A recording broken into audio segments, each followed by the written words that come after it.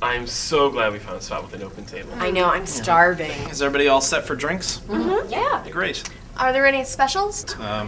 We have a grilled beef sirloin steak featuring roasted potatoes, Gorgonzola shallot butter, and sautéed spinach. The beef is all organic, free-range, grass-fed.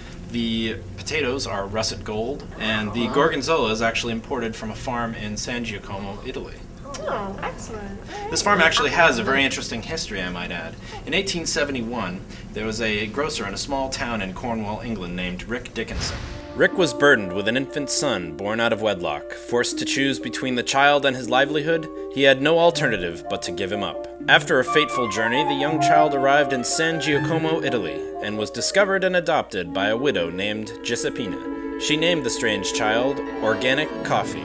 Although Giuseppina never knew where organic coffee came from, she loved him as her own. When grown, he went to work for a powerful local farm baron, Granchio Larancha, who had a beautiful daughter named Bistecca. Once Organic Coffee set his eyes upon her, he was enthralled and enraptured. Unfortunately, the jealous and proud Granchio couldn't abide the thought of his daughter with a strange, nameless, seafaring basket orphan. Granchio began to abuse and mistreat Organic Coffee, but Organic desperately needed the income to support his adoptive mother, who had recently gone blind. And he was oblivious to the torment, for the love between himself and Bistecca had blossomed like a beautiful springtime rose. But other, less virtuous men also had designs on Bistecca, and one of them abducted her and hid her in the surrounding forest. When Granchio learned of his daughter's disappearance, he naturally assumed that Organic Coffee was to blame. "I don't want Organic Coffee anywhere on my farm!" And with that, Organic Coffee was banished from the farm.